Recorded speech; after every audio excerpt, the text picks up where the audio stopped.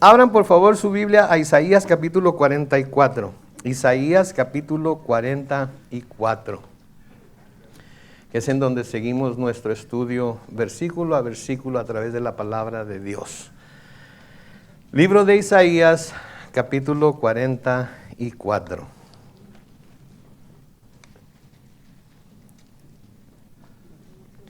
Cuando lo encuentren digan amén.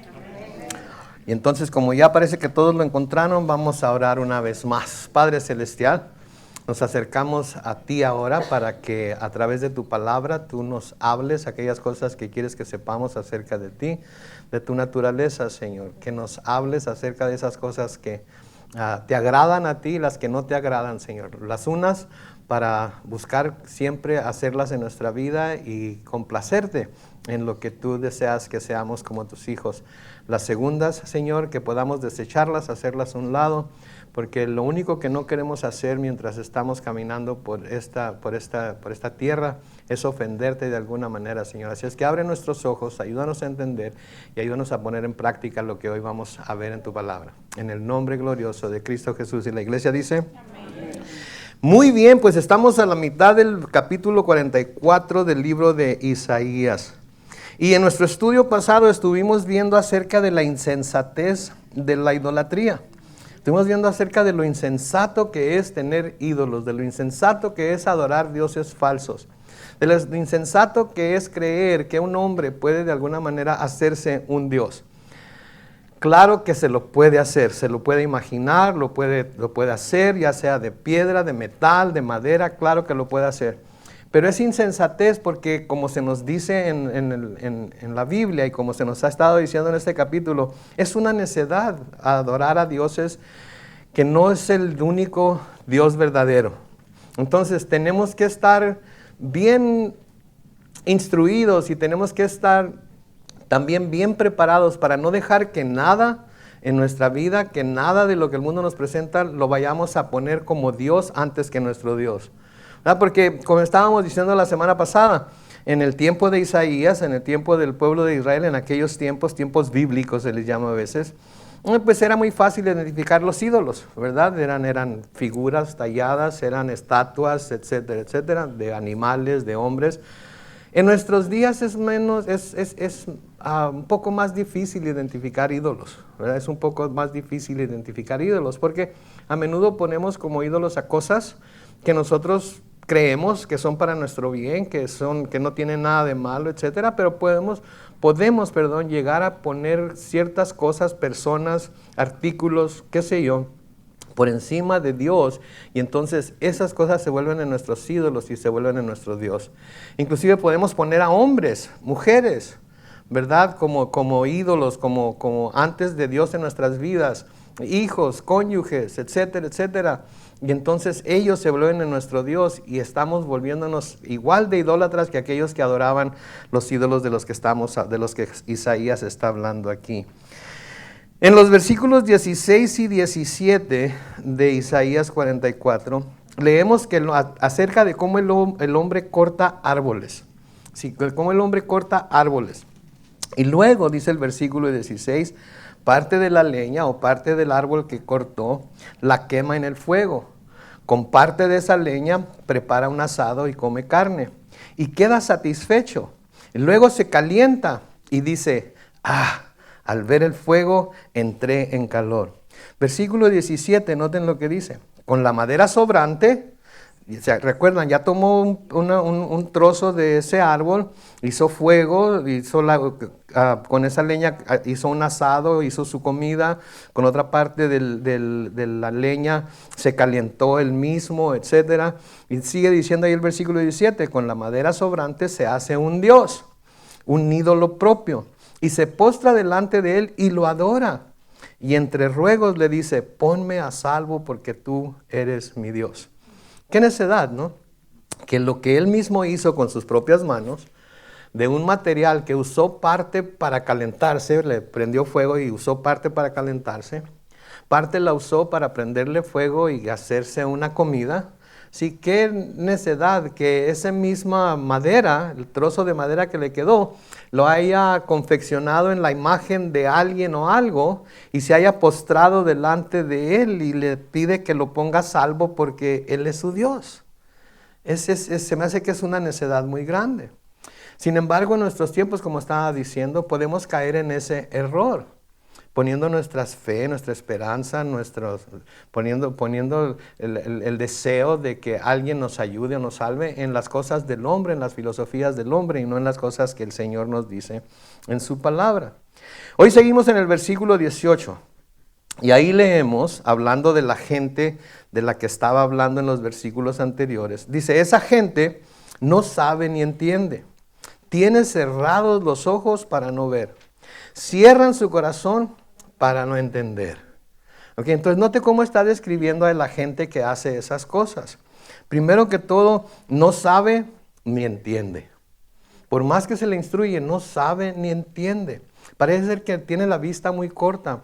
Parece ser que por más que se le explique, por más que se le predique, por más que se le trate de enseñar, no agarran la onda.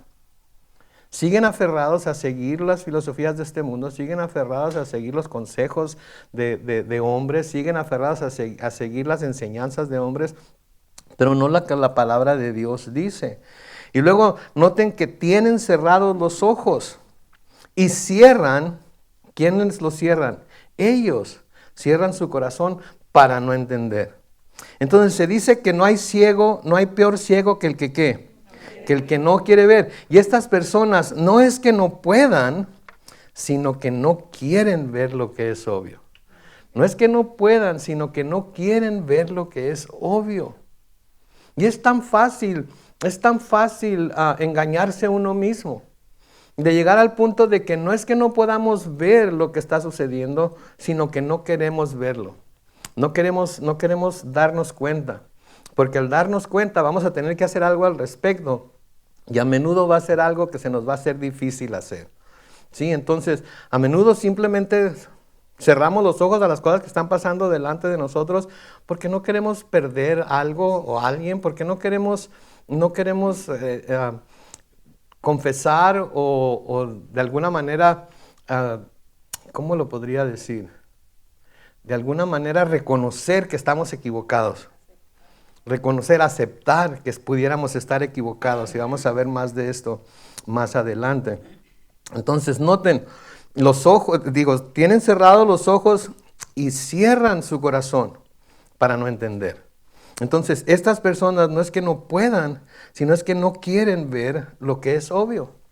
No quieren ver lo que es obvio y prefieren cerrar sus ojos a ello para no tener que hacer nada acerca de lo que está pasando. ¿Sí? En Ezequiel capítulo 12, en los versículos 1 y 2, Ezequiel capítulo 12, versículos 1 y 2 dice, la palabra del Señor vino a mí y me dijo, este es el profeta Ezequiel hablando aquí, hijo de hombre, tú habitas en medio de un pueblo rebelde, tienen ojos para ver, tienen ojos para ver, pero no ven, tienen oídos para oír, pero no oyen. ¿Por qué? Porque son un pueblo rebelde. Así de sencillo, ¿verdad? Alguien podría decir es que Satanás los tiene cegados, es que el mundo los tiene agarrados, etcétera, etcétera. Y puede ser que sea cierto hasta cierto punto, pero la verdad de las cosas es que aunque tienen ojos para ver, no ven, tienen oídos para oír, pero no oyen, porque son un pueblo rebelde. Simple y sencillamente son un pueblo rebelde. Cuando estábamos jóvenes, a veces, yo no sé a ustedes, pero a mí me decían que yo era un rebelde sin causa. Porque no se trataba de rebelarse o de rebelarme por algo que valía la pena. Era simplemente rebelarme por el hecho de rebelarme. ¿Sí? Y cuando es joven uno tiene esa tendencia, ¿no? Si le dicen que es blanco, uno dice que es. Si le dicen para arriba, nosotros agarramos. Así es, ¿no es cierto? Y parece ser que este es el mismo error en el que estas personas, los judíos, los israelitas, habían caído. En el que podían recibir, creer, poner en práctica muchísimas cosas en sus vidas como nación y como individuos. Pero cuando se trataba de obedecer lo que la palabra de Dios decía, no lo hacían, no porque no pudieran, sino porque simplemente eran rebeldes. Eran rebeldes. Ahora podríamos decir, ¿verdad? Que bueno, eso era en el Antiguo Testamento, pero en el Nuevo Testamento es diferente porque vino Cristo y porque Él nos enseñó lo que es verdad y porque tenemos el Espíritu Santo, etcétera, etcétera. Pero vemos que en el Nuevo Testamento sigue pasando esto. Y no solamente sigue pasando esto a través del Nuevo Testamento, sino que pasa aún en nuestros propios días y con nosotros a menudo. Porque a veces nos rebelamos simplemente por el hecho de rebelarnos. Simplemente por no dar nuestro brazo a torcer, simplemente por no concederle la razón a la persona que nos está hablando acerca de lo que estamos haciendo. Nos aferramos a pesar de que nos va a hacer daño a nosotros. Pablo les escribe a los Corintios en 2 de Corintios, en el capítulo 4, los versículos 3 y 4, noten lo que dice. Pero si nuestro evangelio está aún encubierto, o sea que no se puede ver, lo está entre quienes, entre los que se pierden, pues como ellos no creen, noten esas palabras, pues como ellos no creen, el Dios de este siglo les ha cegado el entendimiento para que no resplandezca en ellos la luz del evangelio, de la gloria de Cristo, el cual es la imagen de Dios. Pero no quiero que se vean, porque ahí inmediatamente la vista va a que el Dios de este siglo les ha cegado. Pero ¿por qué les ha cegado? Esa es la pregunta que debemos hacernos, porque esa pregunta se contesta en ese versículo. ¿Por qué los ha cegado? Porque ellos no creen. Porque ellos no creen. O sea que Satanás sí es el Dios de este siglo y sí puede controlar gente, etcétera, etcétera. Todo lo que incrédulos, no cristianos. Pero la realidad de las cosas es que esta gente es cegada por el Dios de este siglo porque se rehúsan a creer. Se rehúsan a creer, están oyendo la palabra, están recibiendo la palabra, están entendiendo la palabra, pero a pesar de que lo están entendiendo, no lo creen y el Dios de este siglo se aprovecha de esa incredulidad y los termina de cegarles el entendimiento para que no resplandezca en ellos la luz del evangelio de la gloria de Cristo. Entonces se quedan a medias. Hay mucha gente en la iglesia que está a medias, ¿sí? Porque ha recibido parte, pero no lo ha recibido todo. Porque hay ciertas cosas con las que tiene problemas para creer, hay ciertas cosas que tiene problemas para aceptar.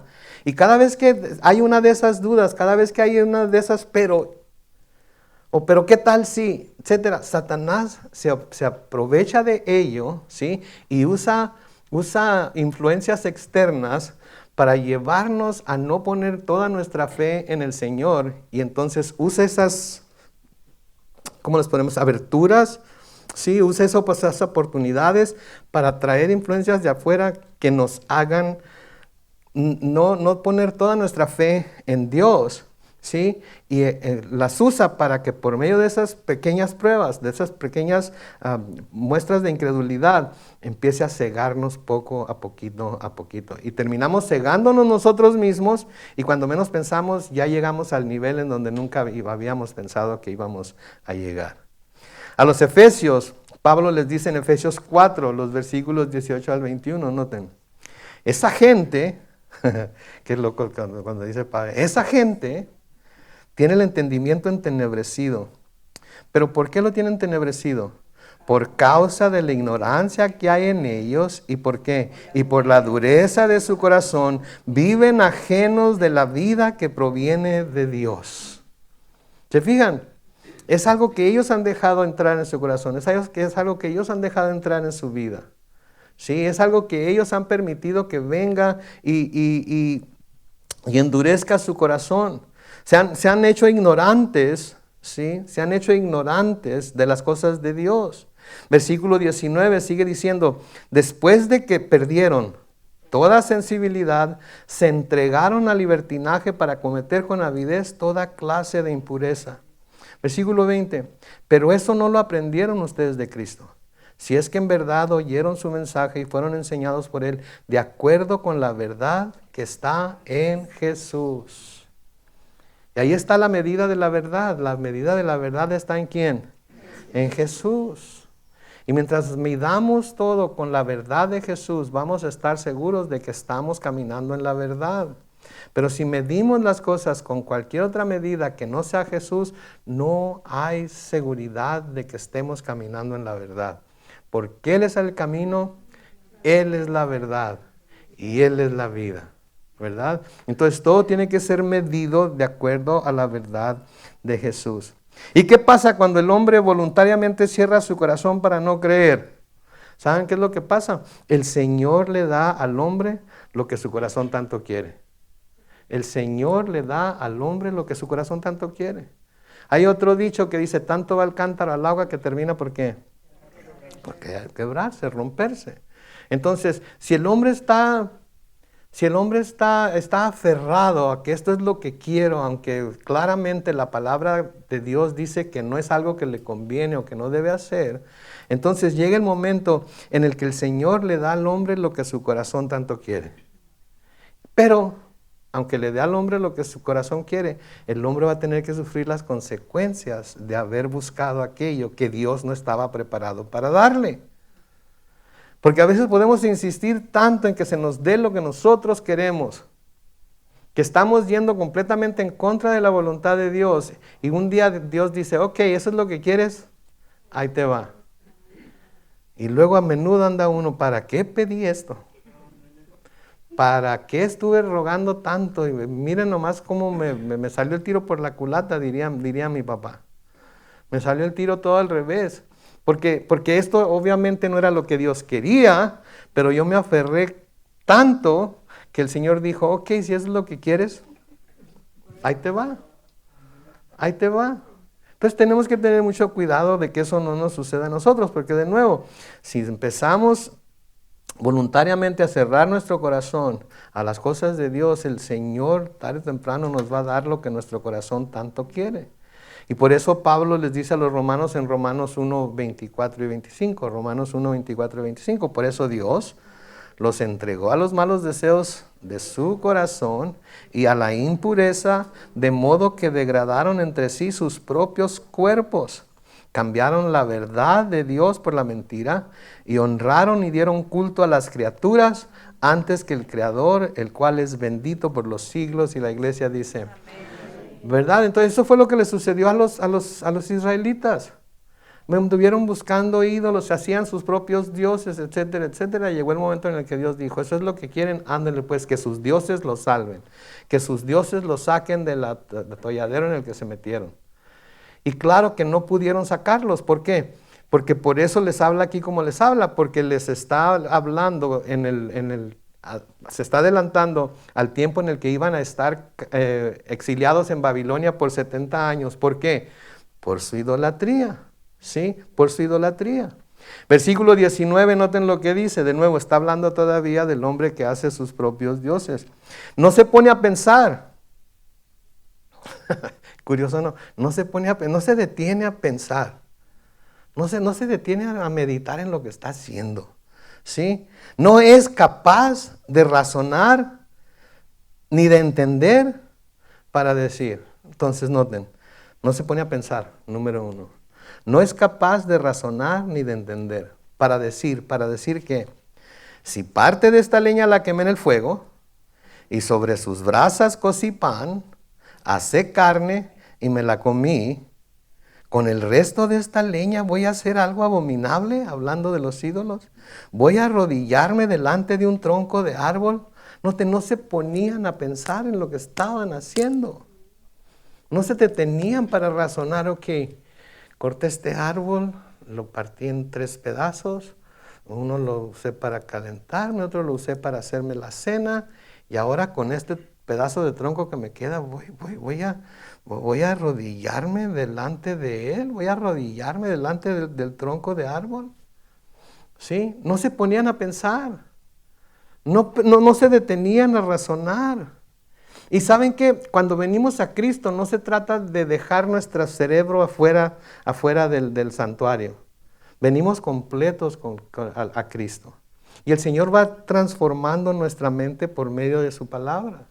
Y vamos razonando las cosas que en realidad complacen a Dios y las que no complacen a Dios. Pero tener fe no quiere decir dejar el uso de la razón. Tenemos que seguir razonando, tenemos que seguir pensando en lo que estamos haciendo.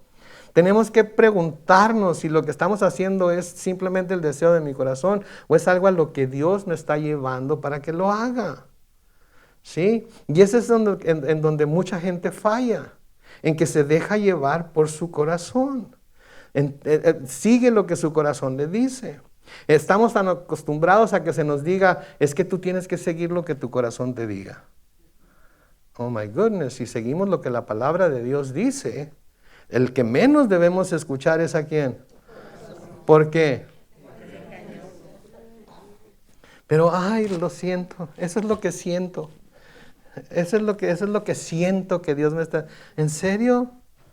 Pero ¿cómo te lo está confirmando? Y si no te lo está confirmando, más vale que digan aquí corrió que aquí murió. Pero nos aferramos tanto por lo que nuestro corazón nos dice. ¿Sí? La terrible verdad de todo esto que estamos viendo a través de este capítulo 44 es que la gente adoraba objetos tomados de la creación de Dios en lugar de adorar al Creador mismo. ¿Sí? Las personas tomaban objetos de la creación de Dios y los adoraban en lugar de adorar al Creador mismo. Y eso de nuevo, discúlpenme que se lo siga diciendo, pero de nuevo es tan fácil caer en un error de ese tipo, como cristianos inclusive. Empezamos a adorar más la creación que al Dios creador. Sí, empezamos a amar más las emociones, empezamos a amar más los sentimientos, empezamos a amar más aquellas cosas que no tienen sustancia en realidad, más que a Dios. Y después, cuando ya estamos bien metidos en lo que nosotros mismos pedimos, empezamos a decir, ¿para qué? No hubiera hecho, no hubiera dicho, no hubiera pedido, no hubiera XXXX. ¿Sí? Entonces, esa es la verdad de las cosas, que la gente adoraba y adora objetos tomados de la creación de Dios en lugar de adorar al Creador mismo. Y esto es de nuevo de lo que Pablo está hablando en el libro de Romanos, en Romanos 1, pero ahora los versículos 21 al 23. Noten, pues a pesar de haber conocido a Dios, no lo glorificaron como a Dios. Y está hablando de los israelitas, está hablando de aquellos a quienes Dios se había revelado con tanto poder y de tantas formas. Pues a pesar de haber conocido a Dios, no lo glorificaron como a Dios, ni le dieron gracias, sino que se envanecieron en sus razonamientos y su necio corazón se llenó de oscuridad. Aunque afirmaban que eran sabios, se hicieron necios y cambiaron la gloria del Dios inmortal por imágenes de hombres mortales, de aves, de cuadrúpedos y de reptiles. Cambiaron la gloria de Dios, del Dios inmortal, por imágenes de hombres mortales, de aves, de cuadrúpedos y de reptiles. Entonces, así como hicieron aquella vaca, ¿se acuerdan? En el desierto, el becerro aquel lo hicieron en el desierto, ¿y qué dijeron? Tú eres nuestro Dios, tú vas a llevarnos de nuevo a Egipto, etcétera, etcétera. ¿Sí? Así muchas veces hicieron otros dioses y los pusieron delante de Dios para adorarlos y los nombraban sus dioses y al Dios inmortal lo hacían a un lado. Preferían adorar imágenes de hombres que se parecían a ellos, aves sobre las cuales ellos podían tener control, cuadrúpedos, que era lo que usaban a menudo para comer, a menudo para guardar, para tener en sus corrales o lo que sea, y reptiles. Ya habían adorado un reptil en el desierto, ¿se acuerdan? Cuando el Señor manda serpientes para que los picara, ¿y qué les dijo? Van a poner Moisés le dijo que pusiera una serpiente en un asta y todo el que fuera picado por la serpiente se volviera hacia esa serpiente, iban a ser sanados, ¿verdad? Una imagen de lo que Jesucristo iba a hacer después. Pero ¿qué pasó una vez que todo ese incidente pasó? Empezaron a adorar a la serpiente como si fuera Dios, ¿verdad? Entonces es muy fácil de nuevo caer en estos errores, caer en esos horrores, ¿sí? Y creer que de alguna manera Dios lo va a pasar por alto. Vamos a ver más adelante que una de las cosas que Dios odia más es precisamente la idolatría. Noten el versículo 20. Esa gente se alimenta con cenizas. Su engañado corazón lo lleva a extraviarse y no poner no poner a salvo su vida, ni a decir, ¿acaso no es pura mentira lo que tengo en mi mano derecha? Noten lo que está diciendo aquí el Señor a través de Isaías. Esa gente se alimenta con cenizas. O sea, come lo que no aprovecha, lo que no tiene sustancia. Han agarrado un puño de cenizas, ¿verdad? Y han visto cómo se mueve entre los dedos y desaparece. Lo avienta uno al viento y todo desaparece. Ellos estaban alimentando con cenizas, estaban comiendo lo que no les aprovechaba. ¿Sí? Y porque siguen lo que les dice su corazón, ¿sí? Según Jeremías 17:9, como ustedes ya lo mencionaron, es engañoso y perverso. Los engaña hasta el punto de ni siquiera buscar salvar su propia vida. Los engaña hasta el punto de ni siquiera buscar salvar su propia vida. ¿Sí? Tan engañoso es el corazón, tan engañoso es su corazón, tan perverso es su corazón, que ni siquiera se detienen para pensar en lo que están haciendo y buscar, salvar su propia vida. Y ni siquiera se dan cuenta de que se están engañando a sí mismos con sus prácticas idólatras, creyendo que sus dioses falsos de alguna manera los van a salvar. ¿Sí? Están siendo completamente engañados. ¿Y quién los está engañando? Exactamente. Ellos mismos. ¿Por qué? Porque hacen un lado la ley de Dios, porque hacen un lado a Dios, porque prefieren seguir su propio corazón que seguir lo que la palabra de Dios dice, y son engañados por su propio corazón. Son engañados por su propio corazón. Por eso debemos de tener cuidado con no seguir lo que nuestro corazón nos dice.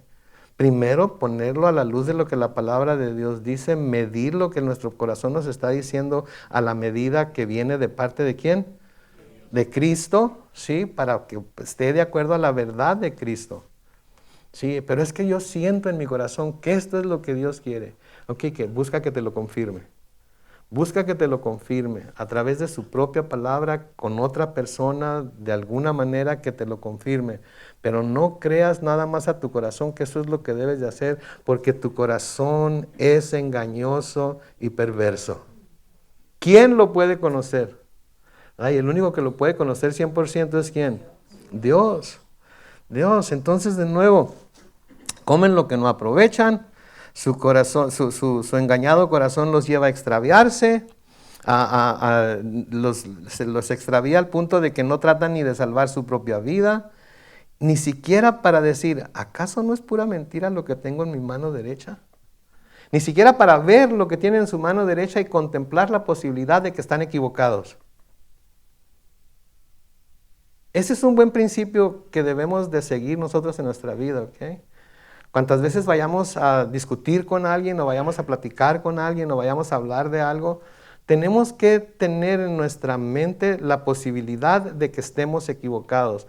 Porque si no damos cabida a la posibilidad de que estemos equivocados, lo más probable es que pensemos que estamos ¿qué? En lo correcto. Y lo más probable es que si pensamos que estamos en lo correcto, ¿qué vamos a hacer? Lo que nos imaginamos que debemos hacer. Pero alguna vez nos hemos preguntado, ¿estaré en lo correcto o no estaré en lo correcto? Sí han oído hablar de Charlie Kirk, ¿verdad? Una de las cosas que él decía es que cuando vas a dialogar con alguien o vas a debatir con alguien, siempre tienes que aproximarte a ese debate o a esa plática o lo que sea, pensando en la posibilidad de que tú estés equivocado. Porque si piensas en la posibilidad de que tú estés equivocado, estás más dispuesto a ir. Cuando ya vas predispuesto a que yo estoy en lo correcto y no hay nada ni nadie que me pueda decir lo contrario, ya, ¿para qué vas? ¿Para qué vas y alegas con nadie? ¿Para qué vas y debates con nadie? ¿Sí?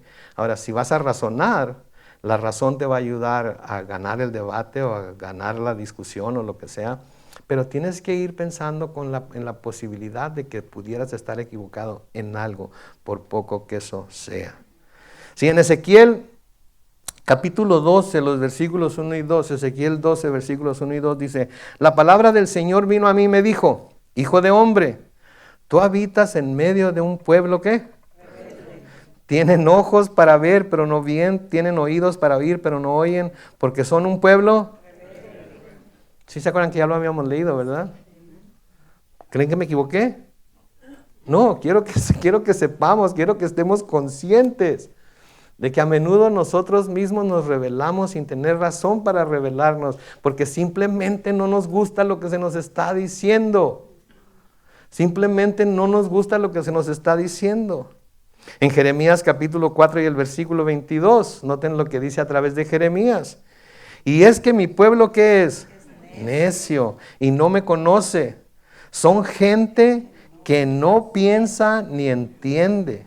Son sabios para hacer el mal, pero no saben hacer el bien. ¿Somos el pueblo de Dios? Ok, entonces que esto no nos describa a nosotros, ¿verdad? Porque debemos tener cuidado, porque si eso fue lo que señaló al pueblo de Dios en aquel tiempo, puede ser algo en lo que nosotros podemos caer también. Y por eso Pablo nos dice que lo que le sucedió a los israelitas fue para amonestación nuestra, para que nosotros no vayamos a cometer esos errores. En el Salmo capítulo 36, los versículos 1 al 3, noten lo que dice. Salmo 36, versículos 1 al 3. La maldad habla al corazón del impío. Noten, en su opinión no hay por qué temer a Dios. ¿Okay? Versículo 2. Vive halagándose a sí mismo, seguro de que su maldad no es condenable. Sus palabras son malvadas y fraudulentas. Dejó de ser sabio y de practicar el bien. Sí, solamente porque Dios no ha castigado, solamente porque Dios no ha disciplinado, no quiere decir que todo lo que estamos haciendo está bien. Quizás está siendo paciente nada más. Sí, quizás está siendo paciente nada más. Pero de nuevo, la maldad habla al corazón del impío. En su opinión, no hay por qué temer. No tengo por qué temer a Dios. No estoy haciendo nada malo. ¿Sí? Eso es lo que piensa el que es impío. Vive halagándose a sí mismo vive halagándose a sí mismo seguro de que su maldad no es condenable. Noten que dice su maldad no es condenable. Saben que es maldad, pero no sienten que sea condenable. Dios no me va a condenar por esto. No tiene nada malo. Estamos tan bien confiados en que lo que está, pero noten que su maldad no es condenable. Y luego el versículo 3, sus palabras son malvadas y fraudulentas. Dejó de ser sabio y de practicar el bien. Y todo ello engañados por sus propias ideas, por su propio corazón. Por eso Dios insiste en su palabra, que su pueblo no caiga en la idolatría, que su pueblo no caiga en la adoración de dioses falsos, que se vuelvan al Señor. Es lo que insiste constantemente en su palabra, es lo que nos deja saber constantemente, vuélvanse a mí, no me dejen a mí, no me abandonen a mí. ¿Sí? Dejen sus dioses falsos, dejen sus creencias falsas, dejen los deseos de su corazón que no van de acuerdo a lo que yo les he enseñado en mi palabra y vuélvanse a mí. Busquen en sus Biblias el Salmo 115. El Salmo 115.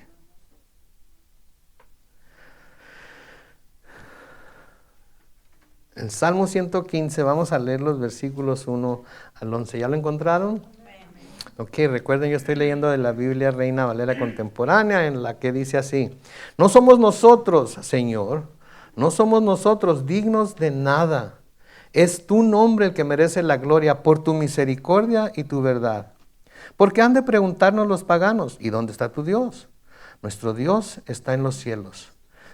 Los paganos, aquí lo que está diciendo el salmista es que los paganos nos van a preguntar en dónde está nuestro Dios para que nosotros les mostremos nuestro Dios, para que nosotros les mostremos, así como ellos nos muestran sus dioses, así como ellos nos presentan sus estatuas, así como ellos nos presentan sus ídolos, piensan que nosotros tenemos esa misma clase de Dios.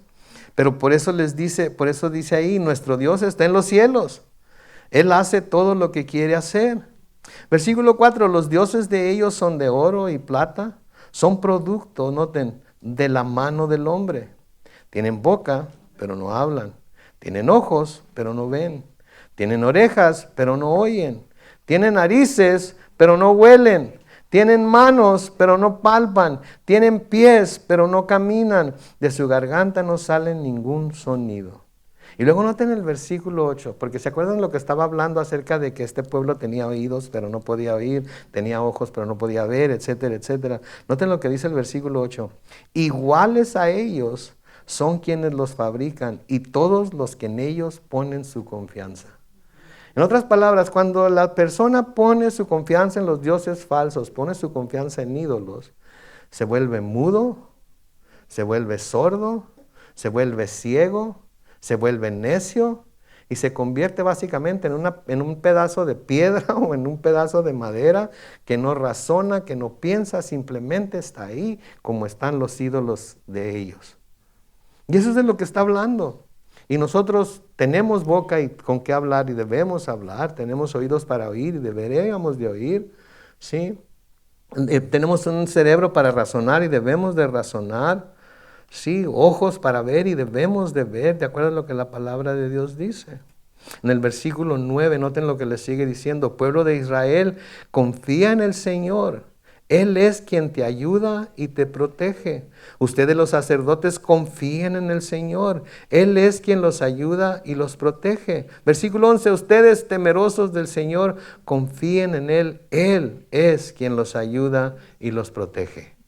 Entonces nosotros como cristianos, ¿qué debemos hacer? Volvernos a Dios, debemos confiar en el Señor porque Él es quien nos ayuda y nos protege. Él es. En su protección es en la que debemos de confiar. En su ayuda es en la que debemos de confiar. ¿Sí? No en la ayuda del hombre, ni en la protección del hombre, porque el hombre nos va a decepcionar. El hombre nos va a desilusionar. Por santo que sea el hombre que tenemos enfrente, tarde o temprano nos va a desilusionar. ¿Sí? Nos va a desilusionar. Entonces, en el único que debemos poner toda nuestra confianza, toda nuestra fe es en Dios únicamente. Confiar en Él, porque Él es quien nos ayuda y nos protege. Ahora, noten lo que en el Nuevo Testamento se le dice al pueblo de Dios. En 1 Corintios 10, el versículo 14. ¿Qué se les dice ahí? Por tanto, amados míos, ¿qué hagan? Huyan de la idolatría. Huyan.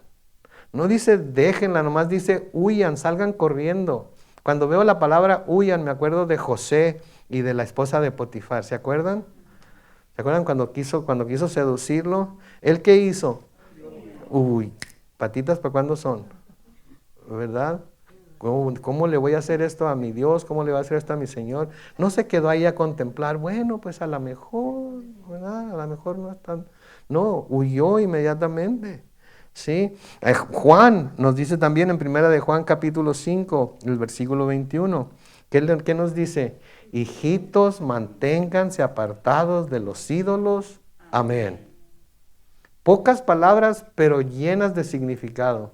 Manténganse apartados de los ídolos. Amén. Así sea. Entonces podemos ver que la idolatría era un pecado muy serio en el Antiguo Testamento, podemos ver que en el Nuevo Testamento es igual de serio y nosotros tenemos que tener mucho cuidado porque nuestros ídolos ya no son las estatuillas que teníamos antes, ya no son las imágenes que teníamos antes, ¿sí? Nuestros ídolos ahora son mucho más sutiles y que quizás nosotros no los consideremos ídolos y ustedes mismos nombraron algunos de esos ídolos la semana pasada cuando hice la pregunta. ¿Verdad? Ustedes mismos saben qué son esas cosas que se pueden convertir en nuestros ídolos, que podemos poner en el lugar de Dios. Entonces tenemos que tener mucho cuidado con ello. Sí, tenemos que tener mucho cuidado con ello, porque como decimos siempre cuando estamos dirigiendo la alabanza, el único digno de adoración, de alabanza, etcétera, etcétera, ¿quién es? Dios. Es Dios. Es el único que en realidad merece toda nuestra fidelidad, es el único que en realidad merece toda nuestra adoración, es el único que en realidad merece toda nuestra alabanza. No hay otro, no hay más, Él es el único. Ahora, en los siguientes versículos, Dios les va a recordar a los israelitas aquí por medio de Isaías, Dios les va a recordar quiénes son ellos para Él y quién es Él para ellos. Ya lo hemos visto varias veces. Pero el Señor les quiere recordar aquí qué es lo que ellos son para Él de nuevo y quién es Él para ellos. Entonces noten ahí comenzando con el versículo 21. Dice ahí, Jacob, acuérdate de estas cosas. Entonces, si el Señor le está diciendo, acuérdate de estas cosas, es importante que ¿qué? Que las recuerden. Es importante que se acuerden de ellas. Primero, tú, Israel, que es el mismo, Jacob, luego se le cambió el nombre a Israel. Tú, Israel, eres mi siervo. No te olvides de mí, porque yo te formé y tú eres mi siervo. Si tú te formé y tú eres mi siervo. Como ya hemos visto antes, a menudo se describe a la nación de Israel como el siervo de Dios. Lo vimos cuando estudiamos el capítulo 41 de Isaías. Entonces, no, te lo reconoce como su siervo. Y luego le dice, yo te formé. Y lo que esto sugiere es que la formación de la nación de Israel fue un acto decisivo por parte de Dios y únicamente de Dios. Fue un acto unilateral. Ellos no lo andaban buscando, Abraham no lo andaba buscando, Abraham no andaba buscando al Dios verdadero, etc. Él fue a donde estaba Abraham y le dijo, Abraham, esto es lo que vas a hacer. Y se nos dice muy claramente en las Escrituras que Abraham le creyó a Dios y le fue contado por justicia. Entonces yo te formé, ¿sí? Yo lo hice por mi propia decisión, yo lo hice por mi propia voluntad. Nadie me sugirió que te escogiera a ti, yo te escogí porque yo quise escogerte y por eso ahora tú eres mi siervo. Y eso los debe llevar a no olvidarse de que Él, porque si Él los formó, entonces Él va a ser el que los va a sostener, ¿sí? Él va a ser el que los va a sostener. Es como nosotros, ¿quién nos salvó? Jesús. Entonces, ¿quién nos va a mantener a salvo por el resto de la eternidad? Él. Entonces tenemos que confiar en Él.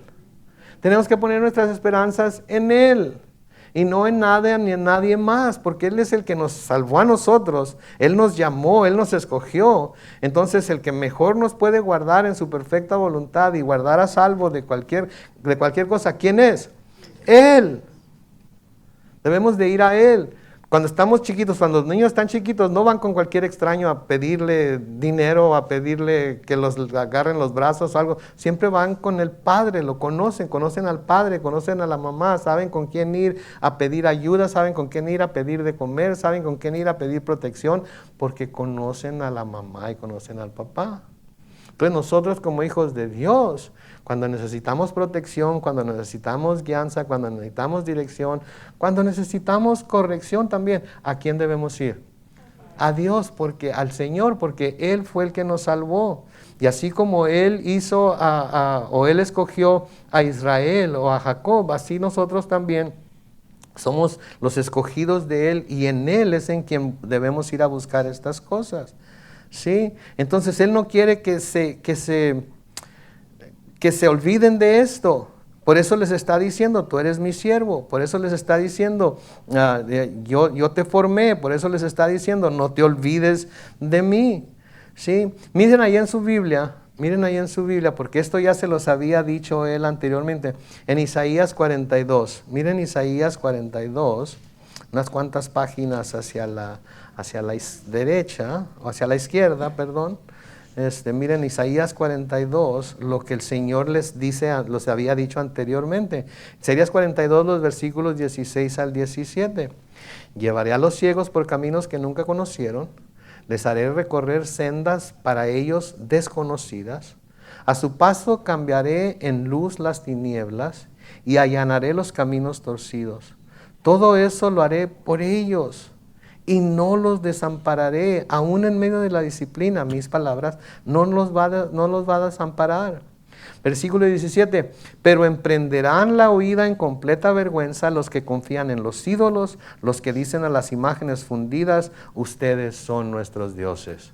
Entonces, aún en la disciplina, Él iba a estar con ellos, aún en la disciplina, Él iba a llevarlos por sendas que antes ellos no habían conocido, pero que guiados por Él van a conocer. ¿Sí?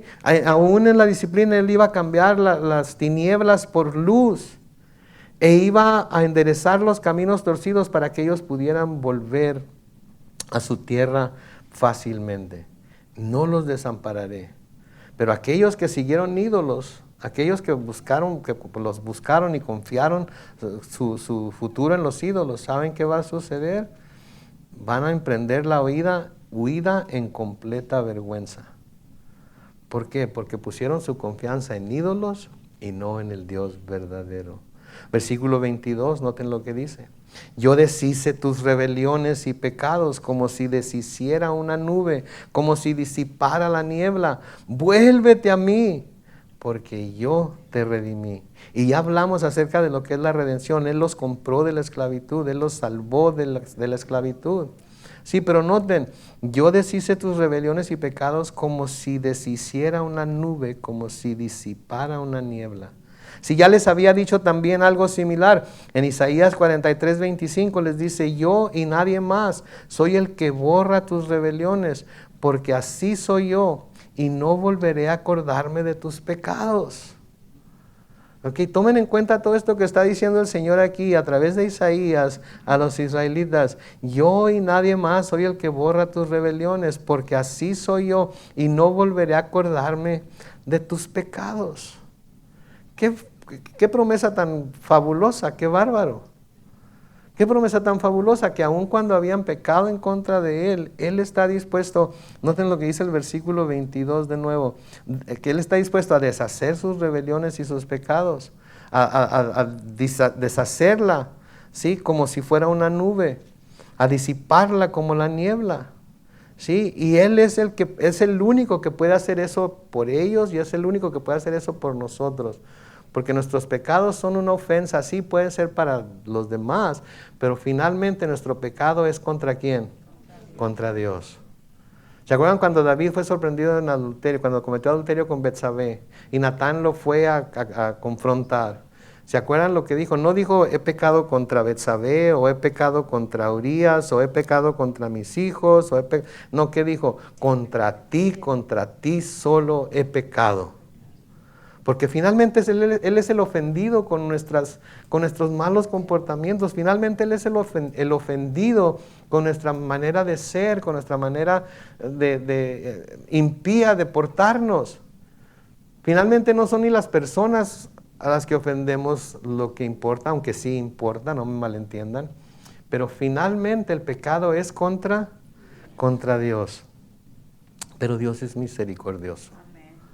Dios es misericordioso, ¿sí? Y Él borra nuestras rebeliones. Me encanta lo que dice Isaías 43:25. Yo y nadie más soy el que borra tus rebeliones, porque así soy yo. Y no volveré a acordarme de tus pecados. Qué chulada, ¿no es cierto? Nosotros nos acordamos de nuestros pecados, ¿verdad? Creo que todos estamos de acuerdo en que nos acordamos. Y de los pecados que otros cometen contra nosotros, calle, boca, pare, lengua.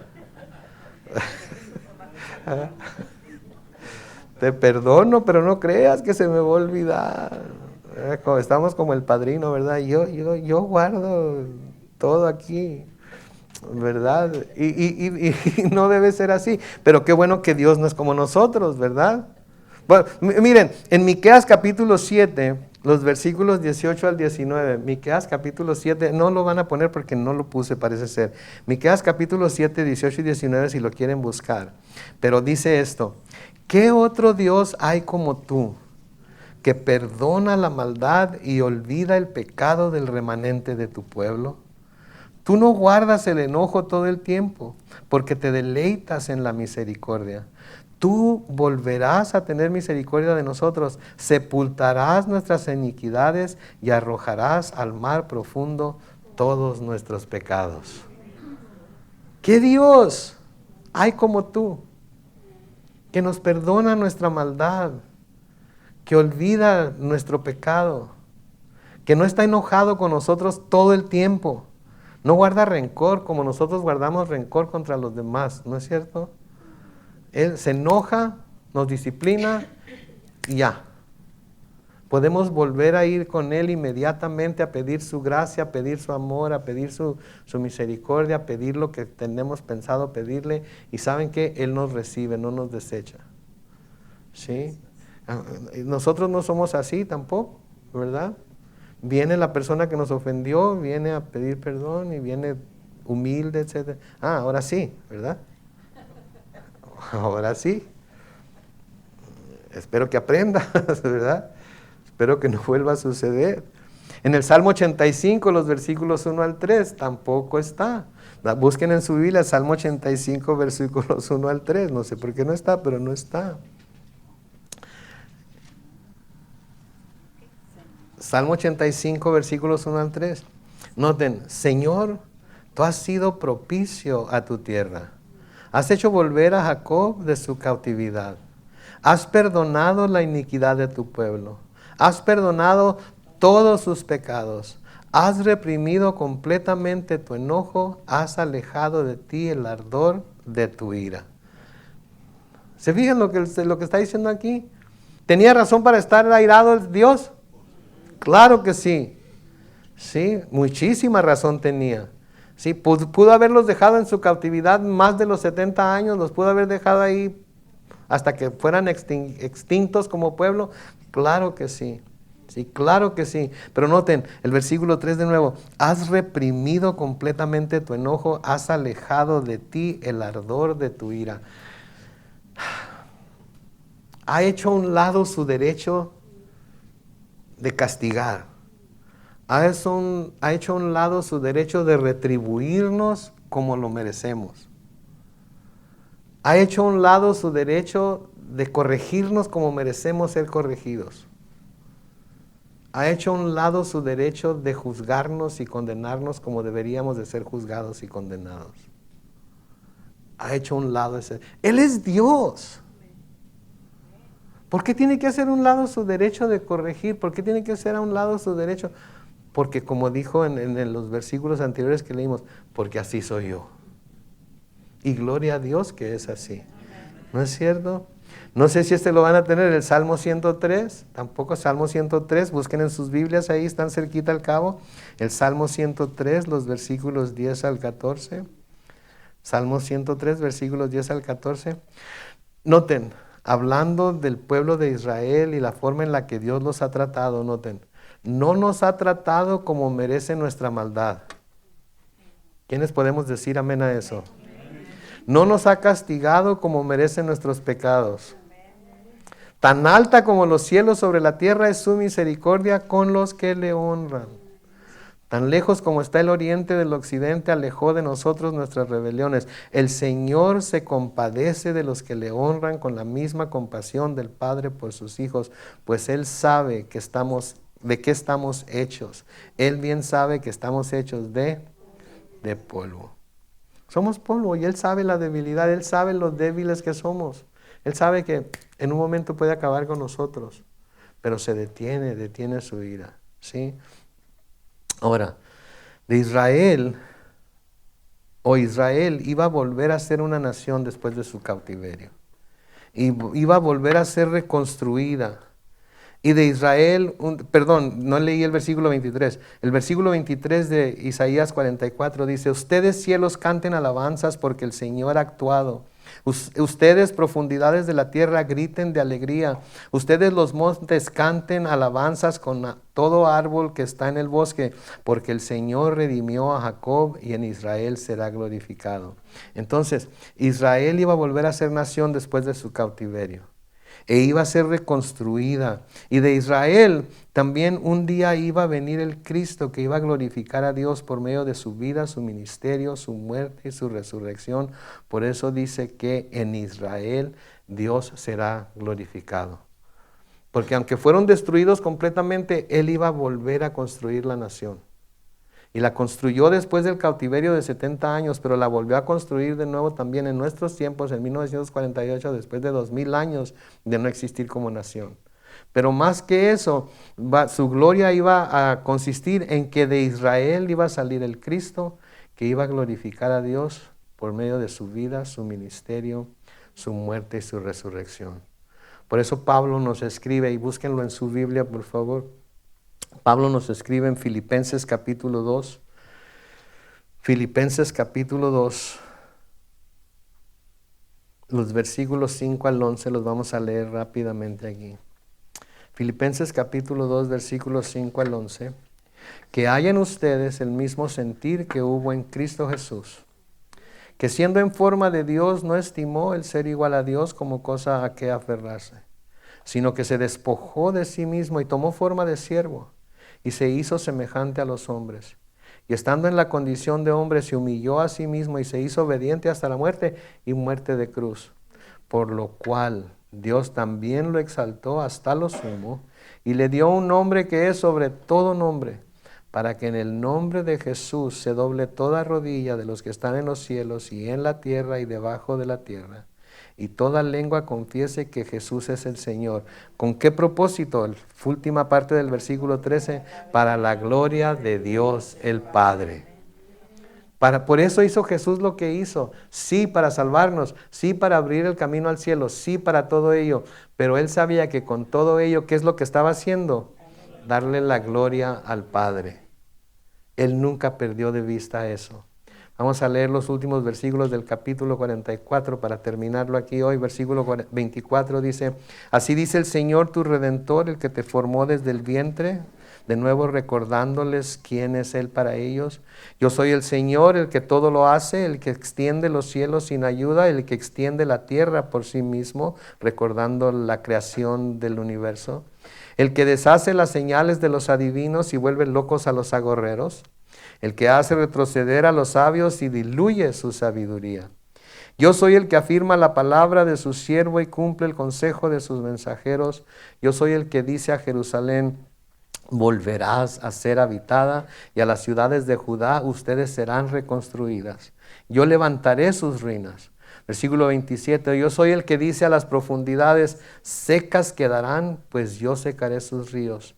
Yo soy el que dice a Ciro, y aquí hay algo interesante, yo soy el que dice a Ciro, él es mi pastor y llevará a cabo todo lo que yo quiero. Yo soy el que dice a Jerusalén, serás edificada y al templo serás cimentado. Ahora algo interesante aquí. Aquí Isaías está haciendo la función de profeta en el sentido de que literalmente está declarando algo que va a suceder en el futuro. ¿Ok? ¿Y por qué digo esto? Porque menciona a Ciro. Menciona a Ciro. Entonces Isaías menciona a Ciro por su nombre. Y era el rey, iba a ser, no era en este tiempo que Isaías lo mencionó, pero sería 150 a 200 años después el rey de Persia. Y Ciro, el rey de Persia, ¿sí? 150 a 200 años después de que Isaías escribió esto, iba a ser el que iba a permitir a los israelitas regresar a Jerusalén en el año 538 antes de Cristo. Y se le llama pastor, Dios lo llama de que es su pastor, no es el pastor personal de él, sino que lo va a usar como pastor porque sería él el que iba a mover a los judíos a volver a Jerusalén a reconstruir el templo de Dios. Sí, y como les estoy diciendo, esto lo profetizó Isaías de 150 a 200 años antes de que sucediera. Ciro, es más, ni los papás de Ciro, ni los abuelos de Ciro, ni los tatarabuelos de Ciro tenían en mente a Ciro cuando Isaías profetizó esto que iba a suceder. ¿Sí? En Esdras capítulo 1, los versículos 1 al 4, noten lo que dice. Para que se cumpliera lo que el Señor había anunciado por medio de Jeremías, en el primer año del reinado de Ciro de Persia, el Señor despertó el espíritu de Ciro para que hiciera pregonar por todo su reino de palabra y por escrito lo siguiente. Así dice Ciro, rey de los persas, el Señor, el Dios de los cielos, me ha dado todos los reinos de la tierra y me ha ordenado reconstruir el templo de Jerusalén que está en Judá. Si hay entre ustedes alguien que sea de su pueblo, que su Dios lo acompañe y vuelva a Jerusalén, que está en Judá, para reconstruir el templo del Señor, Dios de Israel, pues solo Él es Dios. Todos los que se queden, sea cual sea el lugar donde residan, ayuden a los que se van y denles oro, plata, ganado y cualquier otro apoyo que puedan darles, además de las ofrendas voluntarias para el templo del Señor que está en Jerusalén. Fíjense, esto lo iba a proclamar Ciro 200 años después de que Isaías escribió el capítulo 44 de Isaías.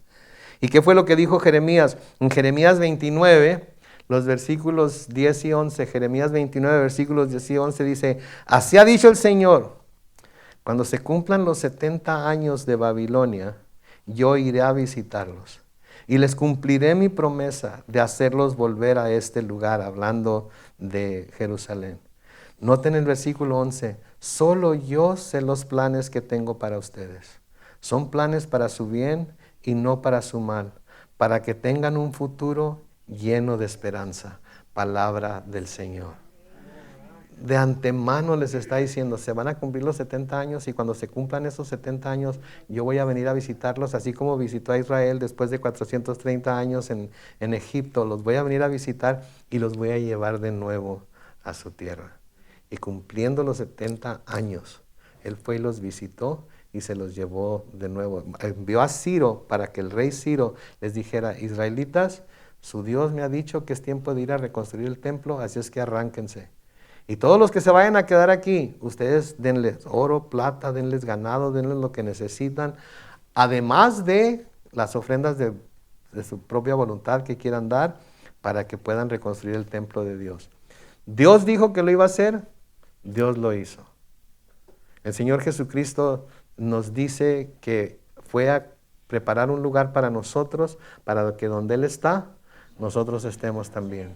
Y los ángeles, cuando ascendió Jesucristo al cielo, ¿qué les dijo a los varones israelitas, a los discípulos? ¿Qué les dijo? ¿Qué están haciendo ahí volteando hacia el cielo? ¿Verdad? ¿Qué están haciendo? Así como Jesucristo fue tomado al cielo, así va a volver también en las nubes. Así es que cuando haya nubes afuera, voltea hacia el cielo, porque sobre una de ellas puede venir el Señor para llevarnos a estar con Él por la eternidad. Amén. Oremos pues, bendito Padre Celestial, te damos gracias por tu palabra, Señor. Bendecimos tu nombre, oh Dios. Tú eres digno, el único digno de toda gloria, toda honra, todo honor, Señor. El único digno de nuestra adoración y nuestra alabanza. Tú eres el único Dios verdadero porque tú eres Dios y no hay otro, Señor. No es que no haya otro Dios como tú, es que simplemente no hay otro Dios. Así es que, Señor, te ponemos en tu lugar, como primero en nuestras vidas personalmente, porque ese es el lugar que debes de tener, como primero en nuestras familias, porque ese es el lugar que debes de tener, como primero en nuestros hogares, como primero en nuestra iglesia, Señor. En todo tú eres el primero, en todo. No hay nadie que se pueda acercar a ti, porque tú eres el único Dios verdadero. Ayúdanos a mantener esto en mente, Señor, y ayúdanos a aprender de la historia de tu pueblo Israel, las cosas que tú llamaste a ellos a hacer como tu pueblo, y que nosotros también como tu pueblo ahora en el Nuevo Testamento podamos seguir al pie de la letra. Todas esas cosas que tú esperas de nosotros, no para darnos salvación, porque ya somos salvos, sino para que esa salvación se manifieste a través de las cosas que hacemos en ti, por ti y para ti. Y pedimos todas estas cosas en el nombre glorioso de Cristo Jesús. Y la iglesia dice, amén y amén.